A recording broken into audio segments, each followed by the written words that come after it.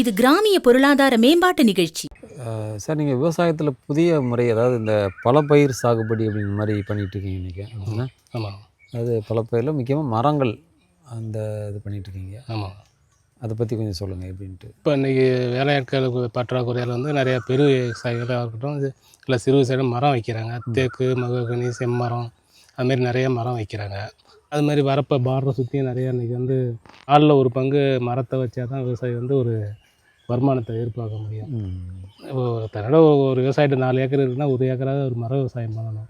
அப்போ தான் இன்றைக்கி வந்து மழையெல்லாம் நல்லா வரும், மழை வரும், அவருக்கு பின்னாடில் வந்து வருமானத்துக்கு வாய்ப்பு இருக்குது.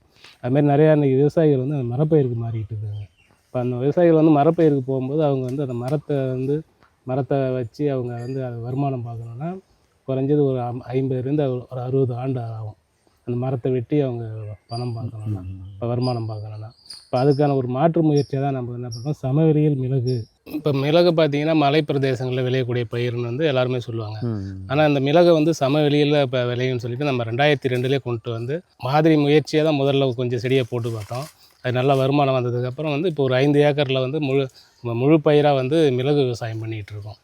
சமவெளியில் வரும். இப்போ அந்த மிளகு பார்த்திங்கன்னா உங்களுக்கு நிறைய விவசாயிகள் வந்து மரப்பயிர்கள் வச்சிடுறாங்க. அவங்க வருமானம் பார்க்கறதுக்கு ஒரு 50-60 ஆண்டுகள் ஆகும். இதுக்கு இடையில் வந்து நம்ம வந்து ஒரு மரப்பயிர் நடுறோம்னா 3வது வருஷத்துலேருந்து 3வது வருஷம் கழித்து நம்ம அந்த மரத்தடியில் ஒரு மிளகு கொடி நட்டோம்னா, மிளகு கொடி வைத்த ஒரு 3வது வருஷத்துலேருந்து நமக்கு இப்போ மிளகு காய்க்க ஆரம்பிச்சிடும். இதுமாதிரி காய்க்கும்போது வந்து நமக்கு 3வது வருஷத்துலேருந்து வந்து நமக்கு மிளகு முதல் வருஷம் வந்து ஒரு 1/2 கிலோ கிடைக்கும். அடுத்த வருஷம் உங்களுக்கு வருஷம் ஆக தான் வந்து உங்களுக்கு மிளகு அதிகமாக காய்க்க ஆரம்பிக்கும். உங்களுக்கு ஒரு 10 வருஷம் ஆயிடுச்சுன்னா அது ஒரு மரத்துலேருந்து ஒரு 10 கிலோ அளவுக்கு எடுக்கலாம். அதுமாரி எடுக்கும்போது நம்ம இந்த அவங்க வந்து ஒரு 50-60 ஆண்டுகள் வந்து தொடர்ச்சியாக வந்து வருஷம் வந்து ஒரு மரத்துலேருந்து ஒரு குறிப்பிட்ட அளவு ஒரு 3000லேருந்து ஒரு 5000 வரைக்கும் வருமானம் எடுத்துக்கான வாய்ப்பு இருக்குது. இதுமாதிரி மிளகு பயிர் பண்ணும்போது அவங்க மரத்தை வச்சு ஒரு 60 வருஷம் கழிச்சு மரத்தை வெட்டணுன்ற முடிவுக்கு போக வேணாம். மிளகு வருஷம் பயிர் பண்ணும்போது மரத்தை வெட்டாமல் வந்து அவங்க மிளகு வருமானம் எடுத்துகிட்டு இருக்கலாம். இப்போது மலை பிரதேசங்களில் வளரக்கூடியது இங்கே சமவெளியிலும் வளரக்கூடியதுன்னு சொல்கிறீங்க. பொதுவாக ஒரு மிளகு பயிருங்கிறது அது கொடி தானே? கொடி தான். எப்படி அதை நீங்கள் முதல்ல ஒரு கன்று? ஆமாம், இது வந்து இந்த கொடி வந்து கீழே வந்து இப்போ ரன்னிங் கொடின்னு சொல்லுவாங்க. கீழே கொடியோட அது ஒவ்வொரு கணுவுக்கும் வேர் இறங்கிடும். நம்ம அந்த கொடியை எடுத்து மழை காலத்தில் அக்டோபர் நவம்பரில் மழை காலத்தில் வந்து ஒவ்வொரு மரத்து அடியிலையும் வச்சு நம்ம டெவலப் பண்ணிடுறோம். அது இல்லாமல் நம்ம வெளியில் போனோன்னா நர்சரியாகவும் பண்ணி கொடுக்குறோம். பாக்கெட்டில் வந்து கண்ணை வச்சு நர்சரியும் பண்ணி கொடுத்துட்ருக்கோம். பண்ணி கொடுக்குறீங்க? ஆமாம். சரி, இப்போ நீங்கள் நட்டு முதல்ல ஒரு கன்று வைக்கிங்க. அது எவ்வளோ நாளில் அந்த கொடி மேலே படர்ந்து காய் வைக்கிறது? அதான் உங்களுக்கு 3 வருஷம் ஆகிடும். நீங்கள் கொடி வச்சிங்கன்னா 3 வருஷம் ஆகிடும். 3வது வருஷத்துலேருந்து உங்களுக்கு வருமானம் வர ஆரம்பிச்சிடும். வருஷத்துக்கு ஒரு தடவை தான் காய்ப்பு. ஆனால் உங்களுக்கு 10 மாதம் செடியில் காய் இருக்கும். அவங்களுக்கு மழை சீசன் ஆரம்பிக்கும் போது பூ பிஞ்சு வைக்கும். அந்த மழையில் செல்ஃப் பாலினேஷன் நடக்கக்கூடியது. அப்போ தான் அந்த பூ எல்லாம் மழை ஈரத்தில் பூ வச்சு பிஞ்சு வச்சிடும். உங்களுக்கு ஒரு 10 மாதம் வந்து அது மரத்துலேயே முத்திக்கிட்டே இருந்து உங்களுக்கு இது மாதிரி பழுக்க ஆரம்பிச்சிடும். இதுமாதிரி பழுக்க ஆரம்பித்தோடனே உங்களுக்கு நீங்கள் அறுவடை பண்ண ஆரம்பிச்சிடலாம். இதில் வந்து நம்ம ஒரு ஏணியோ இல்லை ஒரு குச்சியை வச்சு ஏறி அறுவடை பண்ணி காய வச்சு நம்ம சோலார் ட்ரையரில் காய வச்சு கொடுத்துட்றோம். இப்போ நம்ம மிளகு வந்து நல்ல தரமான மிளகு, நல்ல வாசனையாக இருக்குது, நல்லா இருக்குன்ட்டு நம்ம மிளகு வந்து வீட்டிலே வந்து எல்லாருமே வாங்கிக்கிறாங்க. சரி, இப்போ இந்த கன்று நடவு பண்ணதுக்கப்புறம் அந்த அடி உரம் அந்த அந்த முறைகள், அதாவது இந்த மிளகு பொறுத்த அளவுக்கு வந்து தொழில் உறவு மட்டும் கொடுத்தா போதும். இது மிளகும் வந்து அது பாட்டும் இருக்கக்கூடிய பயிர். ஒரு 50-60 ஆண்டு கூட அது பாட்டும் இருக்கும். 100 வருஷத்து கொடி கூட இருக்குது. அது மாதிரி இருக்கக்கூடிய பயிர். இதுக்கு வந்து எருவாக மற்ற எதுவுமே இது உரங்கள் கெமிக்கல்லாம் இதுக்கு தேவையில்லை. தொழில் உறவு மட்டும் போட்டுவிடணும். அதே சமயத்தில் காய்ப்புன்னு வரும்போது நல்ல வெயில் இருக்கணும். வெயில் இருந்தால் நல்லா காய்ப்பு வரும். மற்றபடி பூச்சி தாக்குதல்லாம் இல்லை, இதில் பூச்சி தாக்குதல் எதுவும் கிடையாது. உங்களுக்கு அந்த மழை காலத்தில் மழை நீர் வந்து ஒரு 2-3 நாள் தேங்கி நின்றுதுன்னா அந்த வேரழுகல் நோய், அது எல்லா பயிருக்கும் ஒத்தது தான். அது மழை தண்ணி தேங்கினா அந்த வேறு அழுகல் வந்து செடி இறந்துடும். அது மாதிரி வராமல் நம்ம பார்த்துக்கணும். தண்ணியை வந்து வெளிப்படுத்தணும். கொடி எவ்வளோ உயரத்துக்கு போகும்? ஆமாம், அது எவ்வளோ உயரம் வேணாலும் போகும். அது வந்து மரம் எவ்வளோ உயரம் அதெல்லாம் போகும். நம்ம வந்து எவ்வளோ அறக்க முடியுமோ அந்த அளவுக்கு வருஷம் நல்லது. ஆமாம், நல்லது. நாங்கள் வந்து 20 அடி மெயின்டைன் பண்ணுறோம். 20 அடிக்கு மேலே போகக்கூடிய திருப்பி மடித்து விட்டுருவோம், இழுத்து அறுத்துருவாங்க. இப்போ பார்த்தீங்கன்னா அடுத்த வருஷம் திருப்பி அது ஒரு 5-6 அடி போயிடும். அது திருப்பி வருஷம் வந்து அது நம்ம தான் முடிவு பண்ணிடலாம். நம்ம எவ்வளோ உயரம் அறக்க முடியுமோ அந்த அளவுக்கு நம்ம கொடியை வளர்த்துக்கலாம். சரி, மரத்தில் விடுறீங்களா? அதே நீங்கள் ஒரு பந்தல் மாடி இல்லை அது மாதிரி போட்டால் வராது. வராது. இது மாதிரி உங்களுக்கு வந்து இதில் என்னென்னா ஏறு கொடின்பாங்க அந்த மாதிரி. முதல் ஏறுகொடி போய்கிட்டே இருக்கும், அதுலேருந்து சைடு கிளை வர்றது தான் வந்து உங்களுக்கு காய்ப்பு வரும். ஓ, பந்தல் மாரி போட்டால் அது மாதிரி வராது. வராது. இல்லை, இதோட இதே அப்படிதான். ஆமாம், இதோட ஸ்டெம்பு வளர்ச்சி முறைகள் வளர்ச்சி முறையே தான். அதை நீங்கள் சொன்னீங்க முதல்ல மலை பிரதேசங்களில் தான் வளரும், இங்கே வளராது அப்படின்ட்டு. அது எதனால எப்படி சொல்கிறாங்க மலையில்? இல்லை மலையில் வந்து அங்கே குளிர்ச்சி, அங்கே அதாவது எல்லா ரகமும் வந்து சமவெளிக்கு வராது. இப்போ இது வந்து கரிமுண்டான்ற வெரைட்டி, இது வந்து கரிமுண்டான்ற வெரைட்டி. இன்னும் ஒரு பண்ணையூர் 1, பண்ணையூர் 2ன்ற ஒரு 2 வெரைட்டி. இது மாதிரி வெரைட்டி சில வெரைட்டிகள் தான் சமவெளிக்கு வரும். எல்லா வெரைட்டியும் இப்போ மிளகுல பார்த்தீங்கன்னா ஒரு 50-60 வெரைட்டி நிறைய புதுசாக கண்டுபிடிச்சிட்டு இருக்காங்க. அதில் பார்த்தீங்கன்னா சில வெரைட்டிகள் தான் வந்து கரிமுண்டா செலெக்ஷன் 1, காவேரி, வயநாடு, அதுமாரி சில குறிப்பிட்ட ரகங்கள் தான் வந்து இந்த சமவெளியில் பலன் கொடுக்கக்கூடியதாக இருக்கும். இதோட பூர்வீகம் இது வந்து கேரளா. அவங்களோட கரிமுண்டான்றது அவங்களுடைய பேர் தான், அவங்க வச்சு. அதான் நீங்கள் சொன்ன மாதிரி அங்கே ஆனால் கேரளாவில் குளிர்ச்சியான பகுதின்னு சொல்லுவாங்க. நம்ம இங்கே அந்த அளவுக்கு பெரிய அளவில் இல்லை, ஆனாலும் இங்கே வளருது. தண்ணி தேவையில்லைன்னு சொன்னீங்க நீங்கள். தண்ணி இதுவும் மானாவாரி பயிர் தான். சின்ன கன்று வைக்கும்போது நமக்கு தண்ணி தேவை தான். கன்று மற்ற கன்று மாரி நம்ம தண்ணியை வச்சு அடிப்படை தேவை இருக்கும், அது பெரிய அளவில் தேவையில்லை. மாதம் ஒரு தண்ணி கிடைச்சா கூட போதும். எல்லாம் இப்போ இதுக்கெல்லாம் 2 மாதம் 3 மாதம் கூட தண்ணி தேவையில்லை. இப்போ கோடை காலத்தில் தேவை.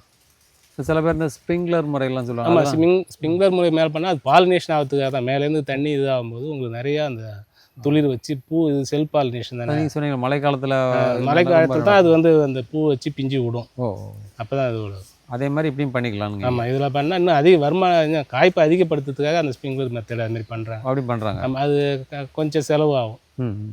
செலவு பண்ண பெரிய விவசாயிகளும் அந்த மாதிரி முறைகள் இருக்குது.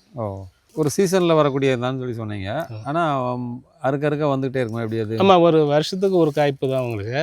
அறுத்துட்டிங்கன்னா அடுத்து துளிர் வச்சு வெளியே வந்துடும் கொடி, அடுத்த காய்ப்பு வரும் உங்களுக்கு. அந்த வருஷம் பார்த்தீங்கன்னா இந்த சுற்றால் பெருசாக போய்ட்டுருக்கும். நம்ம இப்போ இது வந்து ஒரு 2016 வச்சு 10 வருஷம் ஆகுது. இப்போ இது நீங்கள் இன்னும் ஒரு 10 வருஷம் வந்து கழிச்சு பார்த்தீங்கன்னா நம்ம 2 பேரும் இப்படி இந்த அளவுக்கு வந்துடும். நம்ம பெருசாக வந்துடும், பெருசாக வந்துடும். நம்ம கொடி இருக்கிறது வெளியே வந்துக்கிட்டே இருக்கும். அது காய்ச்ச உடனே இன்னும் துளுத்து வெளியே வந்துகிட்டே இருப்பார். அங்கே வருது பாருங்கள், வெளியே வந்தோடனே அடுத்த காய்ப்பு இங்கே வர ஆரம்பிச்சிடும். இதெல்லாம் இங்கே வந்து வெளியே வந்து காய்ப்பு இங்கே வர ஆரம்பிச்சிடும். இப்போது மிளகுக்கு நீங்கள் கரிமுண்டா மிளகுன்னு சொன்னீங்களா, இதோட ஸ்பெஷல், அதாவது இதுக்குன்னு ஒரு சிறப்பு இருக்கும்ல? ஆமாம், இது கரிமுண்டான்றது நாட்டு ரகம். இப்போ பண்ணையூர் 1, பண்ணையூர் 2ன்றலாம் ஹைப்ரிட்டு. இது வந்து பழைய நாட்டு ரகம். காரம் அதிகமாக இருக்கும். காரம் அதிகமாக இருக்கும். இதில் என்னென்னா கொத்து உங்களுக்கு வந்து சின்னதாக வரும், புதுசான்னு தான் வரும். உங்களுக்கு வந்து கொத்து இது மாதிரி தான் வரும். ஆனால் பண்ணையூர் 1 பார்த்தீங்கன்னா இவ்வளோ நீளமாக இருக்கும், புதுசான்னு வரும். ஆனால் காய்ப்பு கம்மியாக தெரியும். இது காய்ப்பு நிறையா இருக்கும், கொத்து சின்னதாக இருக்கும். ஆனால் ஈல்டு ரெண்டும் வருமானம் பார்த்தீங்கன்னா ஒன்றா தான் வரும். உங்களுக்கு இது மாதிரி பழுக்க ஆரம்பிச்சுன்னா அறுக்க ஆரம்பிச்சிடலாம். சரி, இப்போ இதில் பழமானதுக்கப்புறம் தான் இருக்கு பண்ணணுமா? இல்லை, நம்ம காயில் முத்தினதே தெரியும், அனுபவத்தில் தெரியும். இல்லைன்னா நம்ம ஐத்தனம்னா உடையக்கூடாது. ஐத்தனம்னா பிஞ்சு உடைஞ்சிரும். நம்ம மிளகு பறித்து ஐத்தனம்னா உடையக்கூடாது. உடையாக இருக்கும்போது அது நம்ம அதான் அக்டோபர் நவம்பரில் பூ வைக்கணும், ஏப்ரல் லாஸ்ட்லேருந்து அந்த பருவகாலம் உங்களுக்கு தெரியும். அந்த டைம் அந்த நேரத்தில் ஆரம்பிச்சிடலாம். பழுக்க ஆரம்பித்தாவே அறுவடை பண்ண ஆரம்பிச்சிடலாம். சரி, எவ்வளோ நாள் அதில் அப்படியே இருக்குன்னு சொல்கிறீங்க? நம்ம குறைஞ்சி ஒரு 10 மாதம் இருக்கும் செடியில். உங்களுக்கு பூ வச்சதுலேருந்து 10 மாதம் முத்தும். அது பழுத்துட்டுனா விழுந்துடும். பழுத்துட்டுனா விழுந்துடும். அதுக்கு அந்த டைமில் நீங்கள் ஆமாம், நம்ம பழுக்க ஆரம்பிக்கும் போது நம்ம அறுவடை பண்ண ஆரம்பிச்சிட வேண்டியது. அதை அறுவடை பண்ணிட்டு போய் நீங்கள் எப்படி? ஆமாம், நம்ம அறுவடை பண்ணிட்டு போய் சோலார் ட்ரையரில் காய வச்சிடுறோம். சோலார் ட்ரையரில் காய வைக்கும்போது அதாவது எல்லா பொருளை வந்து மெயினாக வெயிலில் காய வச்சு, டைரெக்டாக வெயிலில் காய வச்சோம்னா அதில் சில சத்துக்கள், சில குணாதிசயம்லாம் ஆவியாக போயிடும். இப்போ சோலார் ட்ரையரில் காய வைக்கும்போது அந்த இதெல்லாம் நமக்கு வந்து இந்த மிளகுனுடைய குவாலிட்டி சோலார் ட்ரையரில் காய்க்கும்போது நல்லா காரமாக இருக்குது, நல்ல கலராக இருக்குது, நல்லா இருக்குது. நம்ம நல்ல வாசனையாக இருக்குன்ட்டு நம்ம மிளகு வந்து வீட்டிலே வந்து எல்லாருமே வாங்கிட்டு போயிடுறாங்க. இதில் நிறைய பேர் சொல்கிறாங்களே இப்போ அதில் சில சத்துக்கள்லாம் எடுத்துகிட்டு விற்கிறாங்க அப்படிங்கிற மாதிரி, அது உண்மையாக? அது ஆமாம், அதில் எசன்ஸ் எடுக்கிறது. இப்போ நம்ம வந்து இப்போ நம்ம சோலார் ட்ரையரில் போடுறதால நம்ம அந்த அவியல் போடுறதில்ல. இப்போ நம்ம சுடு தண்ணியில் விட்டு அவியல் போட்டாங்கன்னா அதில் பார்த்தாவே அந்த இதெல்லாம் கொஞ்சம் போயிடும். அதுக்கப்புறம் தான் ஆமாம், மிளகு தான் கொடுக்குறாங்க. அப்படின்னா மிளகு ஆயிலெலாம் எடுக்கிறாங்க. மிளகு ஆயில் எடுத்துட்டு அப்புறம் மிளகு கொடுத்துருவாங்க. அது ஒரு முறை இருக்குது. மிளகு ஆயில் இருக்குது. மிளகு ஆயிலெலாம் ஒரு 100 மில்லி நல்ல ரேட்டு போயிட்டு இருக்கு. மிளகு தான் வந்து எல்லாருமே சாப்பிடணும். அதிக அளவு சாப்பிட்டா தான் நம்ம நோய் எதிர்ப்பு சக்தி இல்லாமல் இருக்கலாம். மிளகாய் கூடாது, மிளகாய் தான் நல்லதுன்ட்டு. மிளகை எடுத்துக்கிட்டு தான் மிளகாயை கொண்டாந்து நம்ம மிளகாய்ன்றது வந்து வெளிநாட்டு ரகம். ஆமாம். அவர் வாஸ்கோ ட காமா அவர் மிளகு பூரா கொள்ளை அடிச்சுட்டு மிளகாயை கொண்டாந்து நம்மக்கிட்ட கொடுத்துட்டு அவர் மிளகு பூரா கொள்ளை அடிச்சுட்டு போயிட்டார்.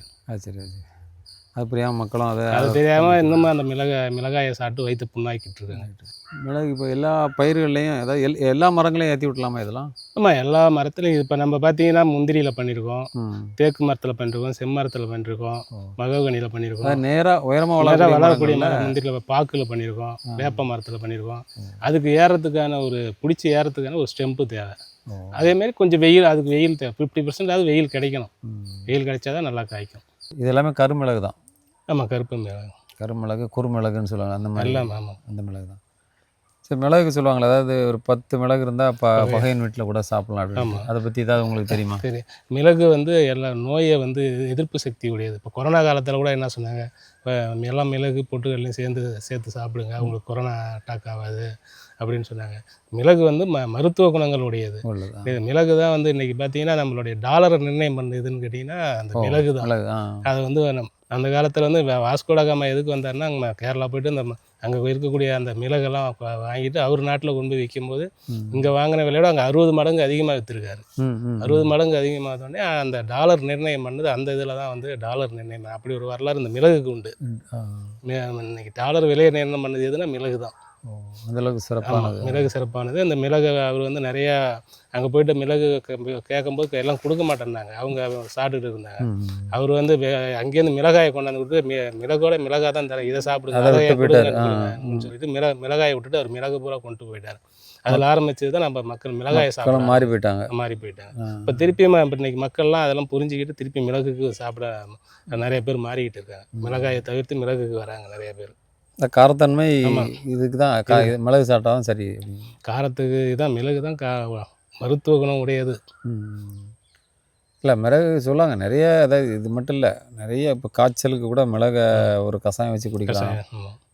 ஒரு சளி பிரச்சனைகளுக்கெல்லாம் கூட மிளகு கஷாயம் அந்த மாதிரி நிறைய சொல்கிறாங்க. நிறைய மருத்துவ குணங்கள் இருக்குது. அதை நீங்கள் பயிர் பண்ணியிருக்கீங்க, நல்ல விஷயமா இருக்குது. இதில் பொதுவாக உங்களுக்கு இப்போ எத்தனை ஏக்கரில் போட்டிருக்கேன்னு சொன்னீங்க நீங்கள்? இப்போ இது ஒரு 5 ஏக்கரில் இருக்குது மிளகு. 5 ஏக்கரில் ஒரு போகத்துக்கு எவ்வளோ கிடைக்கும்? இப்போ ஒரு போகத்துக்கு நம்ம லாஸ்ட் இயர் பார்த்தீங்கன்னா ஒரு டன்னுக்கு மேலே எடுத்தோம். இப்போ இந்த வருஷமும் ஒரு டன்னுக்கு மேலே எடுப்போம். இதுக்கு உங்களுக்கு வேலையாட்கள் வந்து எடுக்கிறாங்க. மெயினாக வந்து வேலையாட்கள் இது வந்து ஒரு செலவு இல்லாத பயிர். நம்ம வந்து மிளகை கொடியை வச்சு வளர்த்து விட்டோம்னா வருஷத்துக்கு ஒரு தடவை எருவு மட்டும் போட்டால் போதும், மற்றபடி இதுக்கு மருந்தோ எதுவோ தேவையில்லை. ஆனால் இதில் வந்து அறுவடை பண்ணுறது தான் மெயின். மேலே ஏறி ஆளுங்க அறக்கணும். அப்படின்னும் போது கொஞ்சம் வேலையாட்கள் இப்போ அதில் கொஞ்சம் பார்த்தீங்கன்னா நமக்கு 4ல் ஒரு பங்கு லேபர் மாதிரி போயிடும். சரி, இல்லை உங்களோட அனுபவத்தில் இப்போ எத்தனை வருஷமானு சொன்னீங்க? இந்த நம்ம 2002லேருந்து பண்ணிகிட்ருக்கோம். கிட்டத்தட்ட ஒரு 24 வருஷமாக பண்ணிகிட்ருக்கோம். பண்ணிகிட்ருக்கீங்க. இதில் உங்களுக்கு ஏதாவது இந்த மழை, இப்போ சில நேரத்தில் இந்த புயல் அந்த மாதிரி நேரங்களில் எனக்கு தானே புயல் அப்போ அந்த மிளகுலாம் கொஞ்சம் அடித்தப்போ கொட்டிடுச்சு. அந்த காற்று தானே புயல் அடிச்சது, கடலூர் மாவட்டம் தானே புயல் அடிக்கும்போது கொஞ்சம் அந்த மிளகுலாம் கொட்டிடுச்சு. தானே புயல் தான் வந்து மற்றபடி மற்ற காற்றுக்கெல்லாம் ஒன்றும் ஆகலை. மற்ற நேரங்களில் மரம் விழுந்தால் தான் பிரச்சனை. மரம் விழுந்தால் தான் மற்றபடி டேமேஜ் ஆகிடும். அதாவது சொல்லப்போனால் இது அந்த மரம் உயிரோடு இருக்கும்போது வரைக்கும் அது நல்ல லைஃப் இருக்கும். வேறு என்ன மெத்தடில் இப்போ நீங்கள் சொன்ன மாதிரி இந்த பந்தல் முறையில் பண்ண முடியாது. ஒரே வழி இதுதான், மரத்தில் பண்ணலாம். இப்போ அது இல்லைன்னா போஸ்ட்டு பைப்பு நட்டு பண்ணுறாங்க, அதில் போஸ்ட்டு நட்டு பண்ணுறாங்க. இப்போ அதெல்லாம் நம்ம அரசாங்கம் வந்து அதுக்கான முயற்சிகள்லாம் எடுத்துகிட்ருக்காங்க. இதுக்கு தனி டீம் போட்டு நம்ம மிளகு சமவெளி தனி டீம் போட்டு எப்படின்னா விவசாயிக்கு என்ன ஹெல்ப் பண்ணால் அந்த மிளகு வந்து சமவெளியில் நிறைய கொண்டு போகலாம் அப்படின்னு நம்ம ஒரு டீம் அது ஒர்க் பண்ணிகிட்ருக்காங்க. இது சம்மந்தமாக நம்ம இது தமிழ்நாடு பூரா வந்து நம்ம நாமக்கல்லில் வந்து இதுக்கான மானிய திட்டங்கள்லாம் கொண்டு வந்துடுவோம். நம்ம கலெக்டர்கிட்ட போய் பேசி இது அரசாங்கம் வந்து நமக்கு மானியத்தில் கன்று தராங்க. அதுக்கான ஒரு நடுவு மானியம் மாதிரி அதுவும் கொடுத்து இப்போ இன்றைக்கி மிளகு வந்து சமையலில் எல்லா மாவட்டத்திலையும் சென்னை தவிர மீதி எல்லா மாவட்டத்துலேயும் மிளகு போயிட்டுருக்கு, நல்லா போயிட்டுருக்கு. விவசாயம் விவசாயம் பண்ணிகிட்டு இருக்காங்க. எல்லாம் மர விவசாயிகள், எல்லாமே பெரிய பெரிய விவசாயிகள் தான் மர விவசாயிகள். அவங்க எல்லாமே இப்போ மரத்தை வச்சுருக்காங்க. மரத்துலேருந்து இன்னொரு வருமானம் எடுக்கணுன்றதுக்காக மிளகு பண்ணுறாங்க. நீங்கள் கேட்ட மாதிரி அந்த ஸ்ப்ரிங்க்லர்லாம் அவங்க பெரிய விவசாயிகள்லாம் பண்ணிட்டு மரத்தில் ஒரு மேலே கொண்டு போய் ஸ்ப்ரிங்க்லர் அடிக்கிற மாதிரி அந்த இயற்கையாக மழை கொடுக்குற மாதிரி பண்ணுறாங்க. அதே மாதிரி இந்த ஊடுபயிருக்குள்ளே நிறைய பயிர்கள்லாம் இருக்க மாதிரி இருக்கா இப்படி? நம்ம இதுக்குள்ளே காப்பி ட்ரை பண்ணி பார்த்துருக்கோம். காப்பி நல்லா காய்க்குது. ஓ ஏலக்காய் ட்ரை பண்ணி பார்த்தோம். ஏலக்காய் பூ வருது, ஆனால் அதுக்கான குளிர்ச்சி பத்தலை, ஏலக்காவும் வரல. அதாவது இப்போ இந்த மிளகு பார்த்தீங்கன்னா நான் ஒரே ஒரு கொடியிலேருந்து தான் வந்து முதல் முயற்சி ஒரு கொடியை பண்ணி தான் இப்போ இன்றைக்கி மிளகு டெவலப் பண்ணி நம்மளோட முயற்சி தனிப்பட்ட முயற்சி நம்மளை பார்த்துட்டு மற்ற விவசாயிகளும் பயனடைஞ்சிருக்காங்க. அவங்களும் எல்லோரும் மிளகு செடி வச்சு அவங்களும் பயன்படுறாங்க. அதுமாதிரி நம்ம முதல்ல ஒரு கிராப்பை வச்சு பார்க்குறோம். அது நான் சக்ஸஸ் ஆச்சு. இப்போ நான் பாக்கு வச்சேன். இப்போ நம்ம வந்து பாக்கை வச்சு பாக்கு நல்லா காய் போகுதுன்னு சொல்லிட்டு இப்போ நம்ம பாக்கு வந்து மற்ற விவசாயிகள்லாம் வந்து பார்த்துட்டு அவங்க போயிட்டு விவசாயம் பண்ணுறாங்க, பாக்கு விவசாயம் பண்ணுறாங்க. அதுமாரி ஒரு பயிரை முதல்ல வந்து வச்சு பார்க்குறோம். வச்சு முதல்ல நல்லா வந்ததுன்னா அப்புறம் அதை அதிகப்படுத்திக்கிறோம். அது மாதிரி பார்த்திங்கன்னா இப்போ நம்ம அவகோடா முயற்சி பண்ணுறோம், ரம்பூட்டான் முயற்சி பண்ணுறோம், துரியன் முயற்சி பண்ணுறோம். வச்சுருக்கீங்க எல்லாமே கன்று வச்சு வளர்த்துக்கிட்டு இருக்கோம். அதுமாரி இப்போ புதிய புதிய ரகங்கள் வந்து நம்ம கொண்டு வரதுக்கான முயற்சிகள் வந்து பண்ணிகிட்ருக்கோம். அதாவது நீங்கள் சொன்ன மாதிரி இந்த மலை பகுதியில் வளரக்கூடியது இங்கே வளருது. அப்போ மற்றதை வச்சா என்ன அப்படின்னு வைக்கிறீங்க? அப்படிதான் அந்த மாதிரி முயற்சி தான். கிராம்பு அதுமாரி கிராம்பு முயற்சி பண்ணிகிட்டு இருக்கோம். அதுக்கெலாம் இதில் சில செடிகள் கொடிகளுக்கு குளிர்ச்சியான சூழல் தேவை. இப்போ உங்களுக்கு சொன்ன மாதிரி இப்போது நல்லா தான் இருக்குது, பார்க்க நல்லா பச்சை பசேல் இருக்குது. அப்படிங்கும்போது அந்த சூழல் இதுக்கு சரியாக இருக்கும் அப்படின்ட்டு. அதாவது இங்கே பார்த்தீங்கன்னா பலா பயிர் வந்து நமக்கு குளிர்ச்சியை கொடுக்கக்கூடியது. பலா அந்த இலை வந்து பார்த்தீங்கன்னா மற்ற இலையோட வந்து உங்களுக்கு இலை வந்து மொத்தமாக இருக்கும். சரி சரி. நீங்கள் வந்து அது பலா வந்து குளிர்ச்சியை கொடுக்கக்கூடியது. அதனால தான் இங்கே மற்ற பயிர்களும் வர்றதுக்கான வாய்ப்பு வந்து நிறைய இருக்குது. அப்படியா? காப்பி கூட சொன்னீங்களா? ஆமாம், காப்பியும் இதுள்ள வச்சுருக்கோம். நல்லா காய்ப்பு வருது. இல்லை அது ஏற்கனவே அறுவடை பண்ணியிருக்கீங்களா? இன்னும் அறுவடை பண்ணலை. அதுக்கான ப்ராசஸ் கொஞ்சம் சரியாக தெரியாத இருக்குது. அது அதனால் போன வருஷமே நல்லா காய்ப்பு வந்து காய்ச்சிது, போயிட்டுருக்கு அப்படி. சரி, அதான் நீங்கள் இந்த சொன்னீங்களா பல பயிர் சாகுபடி அப்படின்னு. இப்போ விவசாயிகள் வந்து ஒரே பயிரை நம்பி இருந்தாங்கன்னா அவங்க வந்து ஒரு நஷ்டத்தை தான் இருக்கும். இப்போ பல பயிர்கள் பண்ணால் தான் ஒரு பயிர் விலை குறைஞ்சாலும் வந்து இன்னொரு பயிர் நம்ம வந்து கை தூக்கி கொடுக்கும், ஒரு பயிர் செய்கிறது. அதனால் விவசாயிகளுக்கும் பல பயிர் சாகுபடி பண்ணுறது தான் நல்லதாக இருக்கும். நல்லது அப்படின்ட்டு உங்களோட அனுபவத்தில் சொல்லிங்க. நீங்கள் என்ன சொன்ன மாதிரி நீங்கள் சின்ன வயசுலேருந்தே, அதாவது அப்பா தாத்தா சின்ன வயசுலேருந்து நம்ம விவசாயத்தை பார்த்ததால நமக்கு வந்து அந்த விவசாயத்தில் வந்து எத்தனை வருஷமாக நீங்கள் இது பண்ணிட்டுருக்கீங்க? இப்போ நம்ம வந்து ஒரு 20 வருஷமாக பண்ணிகிட்ருக்கோம். 20 வருஷம் உங்களுக்கு நினைவு அதாவது சின்ன வயசுலேருந்து வரதுனால சொல்கிறீங்க. ஓரளவு விவரம் தெரிஞ்சு 20 வருஷமானு சொல்கிறீங்க. 25 வருஷத்துக்கிட்ட நம்ம விவசாயத்தை. இப்போ உங்கள் நிலத்தில் உள்ள மாதிரி மற்ற பகுதியிலலாம் இந்த எல்லா பயிர்களும் வச்சுருக்காங்களா? ஆமாம், எல்லா விவசாயிகளுமே அது மாதிரி இந்த மாறிட்டாங்க. என்னென்னா இப்போ இது என்னென்னா நம்ம முதல்ல ட்ரை பண்ணுறோம், சக்ஸஸ் ஆச்சுன்னா எல்லா விவசாயிகளுக்கும் நம்ம வந்து நீங்கள் செய்யுங்க, இந்த இப்போ நல்லா இருக்குது, வருமானம் பார்க்கலாம், செய்யுங்க. இதில் விவசாய அமைப்பில் இல்லை நீங்கள் ஏதாவது அந்த மாதிரி? ஆமாம், நம்ம வந்து பாரதிய கிசான் சங்கம் விவசாய அமைப்பில் இருக்கோம். நம்ம இந்தியா பூரா ஒரு அரசியல் சார்பற்ற ஒரு அமைப்பில் இருக்கோம். அதில் வந்து நம்ம கடலூர் மாவட்ட இளைஞரணி தலைவராக இருக்கோம். அப்போ அதில் நீங்கள் இந்திய அளவில் மற்ற இடங்களுக்கும் போயிட்டு நிறையா கற்றுட்டு வந்திருப்பீங்க. ஆமாம், மற்ற இடத்த போயிட்டு எப்படி இப்போ ராஜஸ்தான் போயிட்டு அங்கே எப்படி விவசாயம் பண்ணுறாங்க, குஜராத்தில் போயிட்டு அங்கே எப்படி விவசாயம் பண்ணுறாங்க, எல்லாமே அங்கே போயிட்டு இப்போ பார்ப்போம். இல்லை, ராஜஸ்தான் சொல்லும்போது அங்கே தண்ணி பற்றாக்குறை இல்லை. நான் ராஜஸ்தான் பொறுத்த அளவுக்கு நம்ம தண்ணி பற்றாக்குறையா அவங்க தண்ணி எப்படி சேமிக்கிறாங்கன்றதே போயிட்டு நாங்கள் ஒரு வாரம் ட்ரைனிங் எடுத்தோம். அவங்க கிடைக்கக்கூடிய மழை நீரை வந்து எப்படி சேமித்து வச்சு எப்படி விவசாயம் பண்ணலான்னு. இங்கே நம்ம விவசாயத்தோடு அவங்க மழை நீர் தண்ணி கம்மியாக இருந்தாலும் நம்மளோட விவசாயம் அவங்க அதிக திறமை பண்ணுறாங்க. நாங்கள் வந்து இப்போ ராஜஸ்தானில் போயிட்டு ஜெய்ப்பூரில் மோனாமண்டியில் ஒரு வாரம் தங்கியிருந்தோம். இன்றைக்கி கோயம்பேடு மாரி மோனாமண்டின்றது அங்கே பெரிய மார்க்கெட்டு. அங்கே பார்த்தீங்கன்னா நம்மளோட காய்கறியோட எல்லாம் பல மடங்கு பெருசாக இருக்குது. அப்போ அவங்க வந்து எவ்வளோ வளமான ஒரு தண்ணியோ இது வளமான கொண்டு வராங்க பாருங்கள். அவங்க தண்ணியை கம்மியாக வச்சு அதிக நல்லா பண்ணிட்டு இருக்காங்க. அதாவது இஸ்ரேல் சொல்லுவாங்க, இஸ்ரேல் மாதிரி அந்த மாதிரி பண்ணிட்டு இருக்காங்க. தண்ணி கிடைக்கக்கூடிய நீரை வந்து பூரா வீணாக்காமல் அங்கங்கே சேமித்து வச்சு அதுக்கான இது பண்ணிட்டு இருக்காங்க. அங்கே எப்படி இந்த சொட்டு நீர் பாசன முறையில் பண்ணுறாங்க? ஆமாம், சொட்டு நீர் பாசன முறையை தான் பண்ணுறாங்க. ராஜஸ்தான் பார்த்தீங்கன்னா ஒரு தன்னிறைவு பெற்ற கிராமமாக இருக்காங்க. தன்னுடைய தேவையை வந்து தானே நிவர்த்தி பண்ணிக்கிற மாதிரி அங்கே ஒரு கூட்டமைப்பு, அந்த கிராமத்தை போய் பார்த்தோம். தனக்கு தேவையை வந்து தேவைக்கு வந்து தானே தன்னிறைவு பெற்ற கிராமம்னு ஒரு சர்டிஃபிகேட் வாங்கியிருக்காங்க. அவங்களாம் பார்க்கும்போது குடும்பத்துக்கு தேவையான எல்லா பயிரும் அவங்க நிலத்திலே இருக்குது. நாங்கள் வெளியில் வாங்க வேண்டியது உப்பு மிளகு மட்டும்தான். இது உப்பும் புளியும் மட்டும்தான் அங்கே வெளியில் வாங்குகிறோம், மற்றபடி நாங்கள் எதுவுமே வெளியில் வாங்க மாட்டோம் அப்படின்ற மாதிரி இதெல்லாம் சொன்னாங்க. அதாவது தற்சார்பு விவசாயம். அதாவது நம்மளாம் சும்மா வாய்ச்சொல் வீரர்களாக இருக்கும், அவங்க உண்மையில செயல்பட்டுருக்காங்க. அவங்க எனக்கு அவங்கள பார்க்கும்போது தான் அந்த தண்ணி எவ்வளோ குறைவான தண்ணியில் வந்து அவங்க எப்படி பண்ணுறாங்கன்ற ஒரு நல்லா பண்ணிகிட்ருக்காங்க. சொன்ன மாதிரி கேரளா மாதிரி ஒவ்வொரு வீட்டுக்கு பின்னாடி தோட்டம் இருக்குங்க. ஆமாம் அங்கே எல்லாமே பார்த்தீங்கன்னா எல்லாமே நிலம் தோட்டம். அங்கே நிலப்பரப்பு அதிகமாக இருக்குது. ஓ, நல்லாவே நிலப்பரப்பு வந்து இது மாதிரி அங்கேயாட்ட நிலப்பரப்பு கம்மியெல்லாம் அங்கே ஃபுல்லாக பிளைனாக எந்த மரம் மட்டும் இல்லாமல் நல்லா நிலப்பரப்பு அதிகமாக இருக்கிறதால அவங்க நல்லாவே பண்ணிகிட்டு இருக்காங்க. அப்போ பிறகு பாலைவன தேசம் அப்படின்லாம் சொல்லுவாங்களே, ஜெய்ப்பூர் அந்த பக்கம்லாம் இல்லை. அங்கெல்லாம் நல்லா இருக்கும். இல்லை ராஜஸ்தானில் ராஜஸ்தானில் பாலைவன ஏரியாவும் இருக்குது, நல்ல விவசாயம் பண்ணுற இடமும் இருக்குது. சரி, இதெல்லாம் ஒட்டுமொத்தமாக நீங்கள் இந்திய அளவில் நிறைய இடங்களுக்கு போயிருக்கீங்க. பார்க்கும்போது சில பேர் சொல்லுவாங்களா, தமிழ்நாடு தான் பெரிய அளவில் விவசாயத்தில் ரொம்ப இதாக பண்ணுறாங்க அப்படின்னு மாதிரிலாம். இல்லை, அப்போ நம்ம தமிழ்நாடும் நல்லா பண்ணிகிட்டு இருக்காங்க, மற்ற இடத்தையும் நல்லா பண்ணிகிட்டு இருக்காங்க. இல்லை, தமிழ்நாடு பொதுவாக அந்த அரிசி இந்த மாதிரி தமிழ்நாட்டில் வந்து நம்ம அரிசி அந்த மாதிரி நிறைய பண்ணிகிட்டு இருக்கோம். இப்போ ஈரோடு பார்த்தீங்கன்னா அவங்க தேங்காய் அப்படி பண்ணிகிட்டு இருக்காங்க, பொள்ளாச்சி அவங்களும் தேங்காய் பண்ணிகிட்டு இருக்காங்க.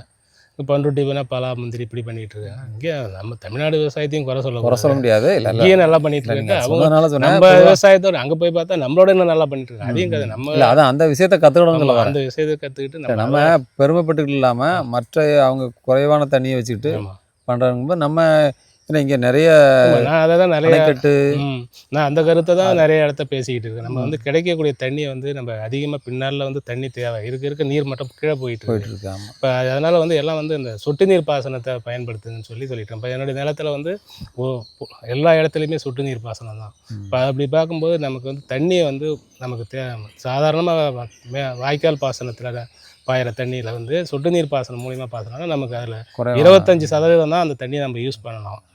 மீதி 75% தண்ணியை சேமிக்கலாம் நம்ம. அதனால் வந்து நம்ம எல்லாருமே எல்லா விவசாயம் சொட்டு நீருக்கு மேலே இப்போ முடிஞ்ச முதல்ல எல்லாம் இல்லை, கொஞ்சம் லேபர் கிடைச்சாங்கன்னா எல்லாமே கொஞ்சம் வாய்க்கால் பாசனம் பாய்ச்சிட்டு இருந்தாங்க. இப்போ லேபர் பிரச்சனையில் எல்லா விவசாயிகளும் இப்போ வந்து சொட்டு நீருக்கு போயிட்டாங்க.